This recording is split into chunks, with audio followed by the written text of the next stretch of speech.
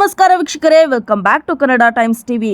KSRTC ಸೇರಿದಂತೆ 4 ಸಾರಿಗೆ ಸಂಸ್ಥೆಗಳ ನೌಕರರಿಂದ ಮತ್ತೆ ಮುಷ್ಕರ. ಹೌದು ವೀಕ್ಷಕರೇ, ಮತ್ತೆ ಬಂದ್ ಆಗುತ್ತಾ ಬಸ್ ಸಂಚಾರ? ಕಾದು ನೋಡಬೇಕಾಗಿದೆ.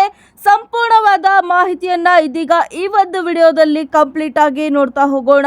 ಹಾಗಾಗಿ ವಿಡಿಯೋನ ಕೊನೆ ತನಕ ನೋಡಿ. ಅದೇ ರೀತಿಯಾಗಿ ವೀಕ್ಷಕರೇ, ನೀವು ಮೊದಲ ಬಾರಿಗೆ ನಮ್ಮ ಈ ಒಂದು ಚಾನೆಲ್ಗೆ ಭೇಟಿ ನೀಡ್ತಾ ಇದ್ದಲ್ಲಿ ತಪ್ಪದೇ ಚಾನೆಲ್ಗೆ ಸಬ್ಸ್ಕ್ರೈಬ್ ಮಾಡ್ಕೊಳ್ಳಿ. ಅದೇ ರೀತಿಯಾಗಿ ವಿಡಿಯೋಗೆ ಲೈಕ್ ಕೊಟ್ಟು ನಮಗೆ ಸಪೋರ್ಟ್ ಮಾಡಿ. ಅದೇ ರೀತಿಯಾಗಿ ವೀಕ್ಷಕರೇ, ಎಲ್ಲ ಗೃಹಲಕ್ಷ್ಮಿಯರಿಗೂ ಕೂಡ ಇದೀಗ ಬಂಪರ್ ಗುಡ್ ನ್ಯೂಸ್ ಒಂದು ಬಂದಿದೆ. ಹೌದು ವೀಕ್ಷಕರೇ, ಇದರ ಬಗ್ಗೆನೂ ಕೂಡ ಡೀಟೇಲ್ ಆದ ಮಾಹಿತಿಯನ್ನ ಇದೀಗ ನೋಡ್ತಾ ಹೋಗೋಣ. ಅದೇ ರೀತಿಯಾಗಿ ಗೃಹಲಕ್ಷ್ಮಿ ಹಾಗೇನೆ ಶಕ್ತಿ ಯೋಜನೆ ಸೇರಿದಂತೆ ಪಂಚ ಗ್ಯಾರಂಟಿ ಯೋಜನೆಗಳಂತೆ ಇದೀಗ ಸರ್ಕಾರ ಮತ್ತೊಂದು ಬಂಪರ್ ಯೋಜನೆಯನ್ನ ನೀಡ್ತಾ ಇದೆ. ಹೌದು ವೀಕ್ಷಕರೇ, 8 ಭರವಸೆಗಳ ಬಲವನ್ನ ನೀಡ್ತಾ ಇದೆ ಸರ್ಕಾರ.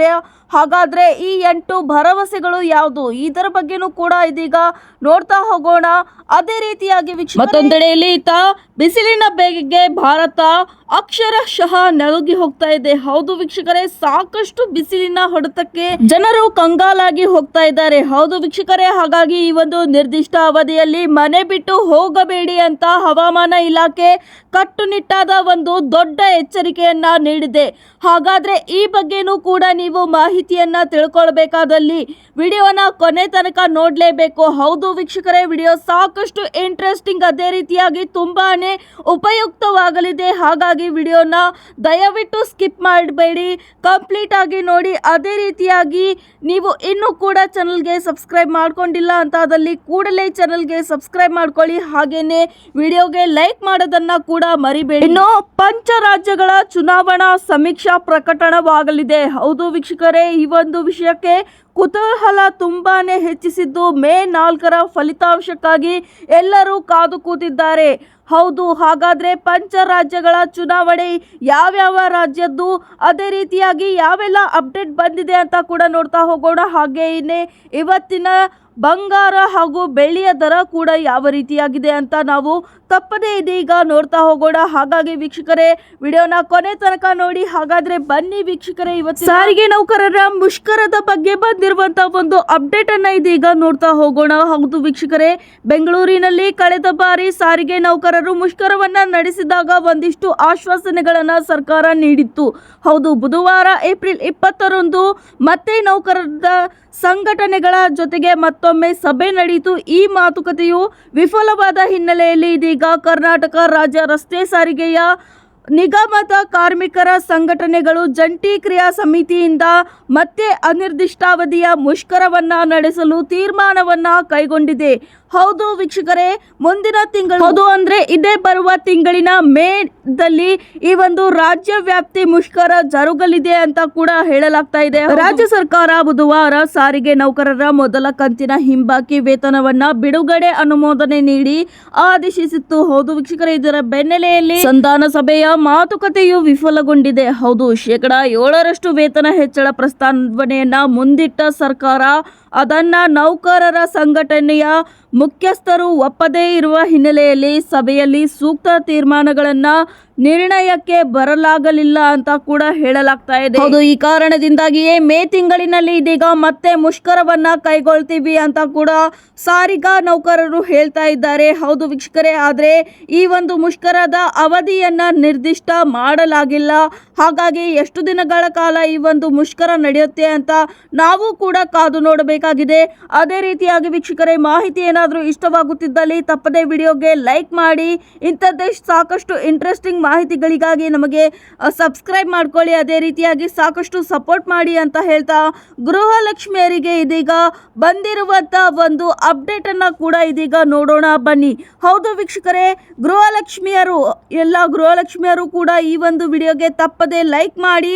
ಅದೇ ರೀತಿಯಾಗಿ ನೀವು ಯಾವ ಒಂದು ಜಿಲ್ಲೆಯಿಂದ ಈ ಒಂದು ವಿಡಿಯೋನ ನೋಡ್ತಾ ಇದ್ದೀರಾ ತಪ್ಪದೆ ನಮಗೆ ಹಾಜರಿ ಮುಖಾಂತರ ತಿಳಿಸಿ. ಹೌದು ವೀಕ್ಷಕರೇ, ಕಾಮೆಂಟ್ನ ಮುಖಾಂತರ ನಿಮ್ಮ ಜಿಲ್ಲೆ ಯಾವುದು, ನಿಮ್ಮ ಊರು ಯಾವುದು ಅಂತ ನಮಗೆ ತಪ್ಪದೆ ತಿಳಿಸಿ.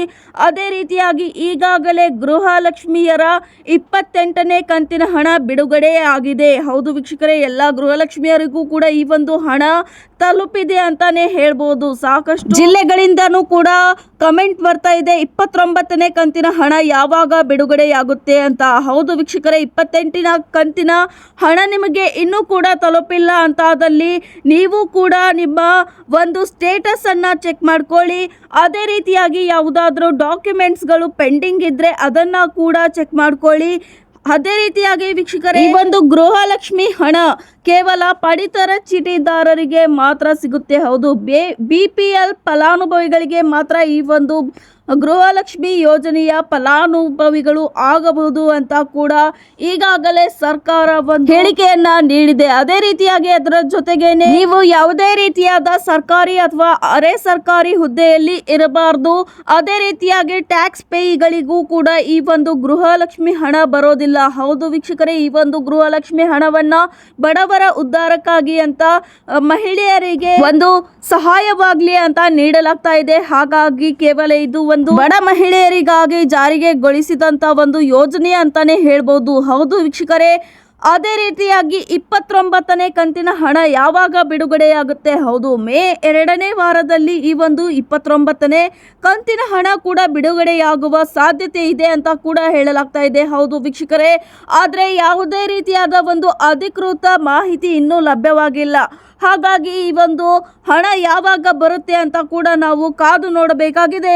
ಅದೇ ರೀತಿಯಾಗಿ ವೀಕ್ಷಕರೇ, ಇತ್ತೀಚೆಗೆ ಪ್ರಕಟವಾದ SSLC ಮತ್ತು ದ್ವಿತೀಯ PUC ಫಲಿತಾಂಶಗಳಲ್ಲಿ ಸರ್ಕಾರಿ ಶಿಕ್ಷಣ ಸಂಸ್ಥೆಗಳು ಅಭೂತಪೂರ್ವ ಯಶಸ್ಸನ್ನ ಸಾಧಿಸಿವೆ. ಹೌದು ವೀಕ್ಷಕರೇ, ಖಾಸಗಿ ಶಾಲೆಗಳ ಪೈಪೋಟಿಯ ನಡುವೆಯೂ ಕೂಡ ಸರ್ಕಾರಿ ಶಾಲೆಗಳ ಫಲಿತಾಂಶ ಪೋಷಕರಲ್ಲಿ ಹೊಸ ಭರವಸೆಯನ್ನ ಮೂಡಿದೆ ಅಂತಾನೆ ಹೇಳಿದ್ರೆ ತಪ್ಪಾಗೋದಿಲ್ಲ. ಹೌದು ವೀಕ್ಷಕರೇ, ಅದು ಇನ್ನು ಈ ಸಕಾರಾತ್ಮಕ ಅಲೆಯ ಬೆನ್ನಲ್ಲೆಯಲ್ಲಿ ಇದೀಗ ರಾಜ್ಯ ಸರ್ಕಾರ ತನ್ನ ಶಿಕ್ಷಣ ವ್ಯವಸ್ಥೆಯಲ್ಲಿ ಆಧುನೀಕರಣಗೊಳಿಸಲು ಮತ್ತು ಗುಣಮಟ್ಟವನ್ನ ಹೆಚ್ಚಿಸಲು ಶಿಕ್ಷಣ ಗ್ಯಾರಂಟಿ ಎಂಬ ಹೊಸ ಅಭಿಯಾನವನ್ನ ರೂಪಿಸಿದೆ. ಹೌದು, ಈ ಯೋಜನೆಯ ಅಡಿಯಲ್ಲಿ ಸರ್ಕಾರಿ ಪ್ರಾಥಮಿಕ ಹಂತದಲ್ಲೇ ಕಲಿಕಾ ಗುಣಮಟ್ಟವನ್ನ ಸುಧಾರಿಸುವ ನಿಟ್ಟಿನಲ್ಲಿ ಕೆಲಸ ನಿರ್ವಹಿಸುತ್ತಿದ್ದು 5ನೇ ತರಗತಿಯವರೆಗೆ ಪ್ರತಿ ತರಗತಿಗೆ ಒಬ್ಬರು ಮತ್ತು 5ನೇ ತರಗತಿಯ ನಂತರವೂ ಕೂಡ ತರಗತಿಗಳಿಗೆ ವಿಷಯವಾರು ತಜ್ಞ ಶಿಕ್ಷಕರ ನೇಮಿಸುವ ಮೂಲಕ ಬೋಧನಾ ಗುಣಮಟ್ಟವನ್ನ ಹೆಚ್ಚಿಸುವ ಒಂದು ಸಂಭಾವನೆ ಈ ಒಂದು ಯೋಜನೆ ಅಡಿಯಲ್ಲಿ ಬರುತ್ತೆ. ಹೌದು ವೀಕ್ಷಕರೇ, ಕನ್ನಡದ ಜೊತೆಗೆ ಇಂಗ್ಲಿಷ್ ಮಾಧ್ಯಮದ ಕಲಿಕೆಗೂ ಕೂಡ ಆದ್ಯತೆಯನ್ನ ನೀಡಲಾಗುತ್ತದೆ. ಹಾಗೇನೆ ಶಿಕ್ಷಕರಿಗೂ ಕೂಡ ವಿಶೇಷ ತರಬೇತಿಯನ್ನ ನೀಡಲಾಗುತ್ತೆ. ಹಾಗೇನೆ ಬಾಹ್ಯ ಸೌಲಭ್ಯಗಳ ಜೊತೆಗೆ ಆಂತರಿಕ ಪಠ್ಯಕ್ರಮದಲ್ಲಿಯೂ ಕೂಡ ದೊಡ್ಡ ಬದಲಾವಣೆಯನ್ನ ತರಲಾಗುತ್ತದೆ ಅಂತ ಹೇಳಲಾಗ್ತಾ ಇದೆ. 1ನೇ ತರಗತಿಯಿಂದಾನೇ ಕಂಪ್ಯೂಟರ್ ಜ್ಞಾನ, ಹಾಗೇನೆ 3ನೇ ತರಗತಿಯಿಂದ ಕೃತಕ ಬುದ್ಧಿಮತ್ತೆ, ಹೌದು AI ತಂತ್ರಜ್ಞಾನವನ್ನ ಪರಿಚಯಿಸುವ ಒಂದು ನಿಟ್ಟಿನಲ್ಲಿ ಈ ಒಂದು ಯೋಜನೆ ಕಾರ್ಯನಿರ್ವಹಿಸುತ್ತೆ ಅಂತ ಹೇಳಲಾಗ್ತಾ ಇದೆ. ಹೌದು ವೀಕ್ಷಕರೇ, ಇದೀಗ ಸರ್ಕಾರಿ ಶಾಲೆಗಳಲ್ಲಿಯೂ ಕೂಡ AI ತಂತ್ರಜ್ಞಾನದ ಒಂದು ಕಂಪ್ಯೂಟರ್ ಜ್ಞಾನವನ್ನ ಮಕ್ಕಳಿಗೆ ಒದಗಿಸಿಕೊಡುವ ನಿಟ್ಟಿನಲ್ಲಿ ಈ ಒಂದು ಯೋಜನೆ ಕಾರ್ಯನಿರ್ವಹಿಸುತ್ತೆ. ಅದರ ಜೊತೆಗೇನೆ ಕಲೆ, ಸಂಗೀತ, ದೈಹಿಕ ಶಿಕ್ಷಣದ ಮೇಲೆಯೂ ಕೂಡ ಚೈತನ್ಯವನ್ನ ನೀಡಲಾಗುತ್ತೆ ಅಂತ ಹೇಳಲಾಗ್ತಾ ಇದೆ.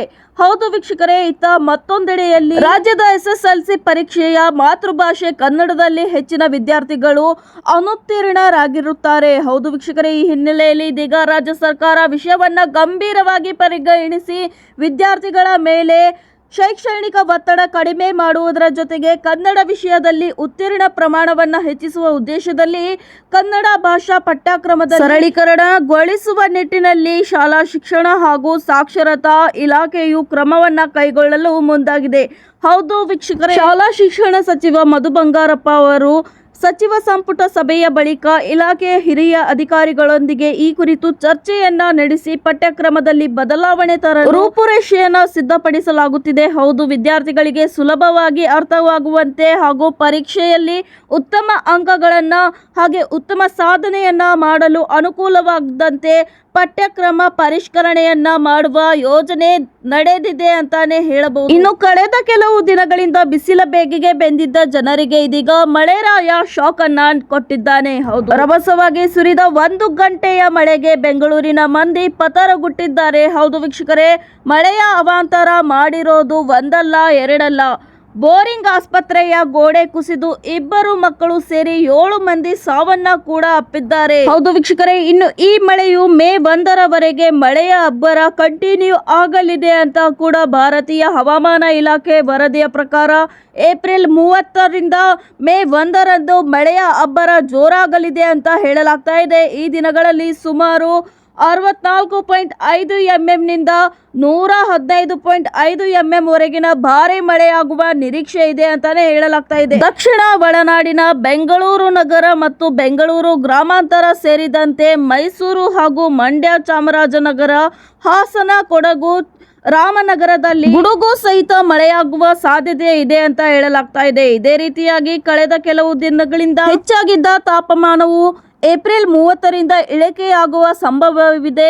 ಮೇ 1ರವರೆಗೆ ವಾತಾವರಣವು ಸಾಕಷ್ಟು ತಂಪಾಗಲಿದೆ, ಗಾಳಿಯ ತೇವಾಂಶ ಕೂಡ ಹೆಚ್ಚಾಗುವುದು ಅಂತ ಹವಾಮಾನ ಇಲಾಖೆಯು ಒಂದು ಸೂಚನೆಯನ್ನ ನೀಡಿದೆ. ಹೌದು ವೀಕ್ಷಕರೇ, ನೀವು ಇನ್ನು ಕೂಡ ಈ ಒಂದು ಚಾನೆಲ್ಗೆ ಸಬ್ಸ್ಕ್ರೈಬ್ ಮಾಡಿಲ್ಲ ಅಂತಾದಲ್ಲಿ ಕೂಡಲೇ ಚಾನೆಲ್ಗೆ ಸಬ್ಸ್ಕ್ರೈಬ್ ಮಾಡ್ಕೊಳ್ಳಿ. ಅದೇ ರೀತಿಯಾಗಿ ಮಾಹಿತಿ ಏನಾದರೂ ಇಷ್ಟವಾಗುತ್ತಿದ್ದಲ್ಲಿ ತಪ್ಪದೆ ಸೂಪರ್ ಅಂತ ಕೂಡ ಕಮೆಂಟ್ ನ ಮಾಡಿ. ಪಂಚರಾಜ್ಯಗಳ ಚುನಾವಣೆಗಳು ಮುಗಿದಿರುವ ಬೆನ್ನಲೆಯಲ್ಲಿ ಇದೀಗ ಮತದಾನೋತ್ತರ ಸಮೀಕ್ಷೆಗಳು ಪ್ರಕಟವಾಗಲಿದ್ದು 3 ರಾಜ್ಯಗಳಲ್ಲಿ ಯಥಾಸ್ಥಿತಿ ಮುಂದುವರಿಯುವ ಸಾಧ್ಯತೆ ಇದೆ ಅಂತ ಹೇಳಲಾಗ್ತಾ ಇದೆ. ಕೇರಳದಲ್ಲಿ ಕಾಂಗ್ರೆಸ್ ಅಧಿಕಾರ ಮರಳುವ ಸಾಧ್ಯತೆ ಇದ್ದು, ಪಶ್ಚಿಮ ಬಂಗಾಳದಲ್ಲಿ ಬಿಜೆಪಿ ಮತ್ತು ಟಿಎಂಸಿಯ ನಡುವೆ ತರುಸಿನ ಒಂದು ಹೋರಾಟ ಸುಳಿವು ನೀಡಿದೆ. ಹೌದು ವೀಕ್ಷಕರೇ, ಇತ್ತೀಚೆಗೆ ಪಂಚ ರಾಜ್ಯಗಳಾದ ಪಶ್ಚಿಮ ಬಂಗಾಳ ಸೇರಿದಂತೆ ತಮಿಳುನಾಡು, ಅಸ್ಸಾಂ, ಕೇರಳ, ಪುದುಚೇರಿಯಲ್ಲಿ ಒಂದು ಚುನಾವಣೆಗಳು ನಡೆದಿವೆ. ಹೌದು ವೀಕ್ಷಕರೇ, ಇದೀಗ ಈ ಬೆನ್ನಲೆಯಲ್ಲಿ ಮತದಾನೋತ್ತರ ಸಮೀಕ್ಷೆಗಳು ಪ್ರಕಟವಾಗಲಿದ್ದು, ಪಶ್ಚಿಮ ಬಂಗಾಳದಲ್ಲಿ ಈ ಬಾರಿ ಟಿಎಂಸಿ ಕೋಟೆಯನ್ನ ಛಿದ್ರಗೊಳಿಸಿ ಬಿಜೆಪಿ ಮೊದಲ ಬಾರಿಗೆ ಅಧಿಕಾರಕ್ಕೆ ಬರಲಿದೆ ಎಂದು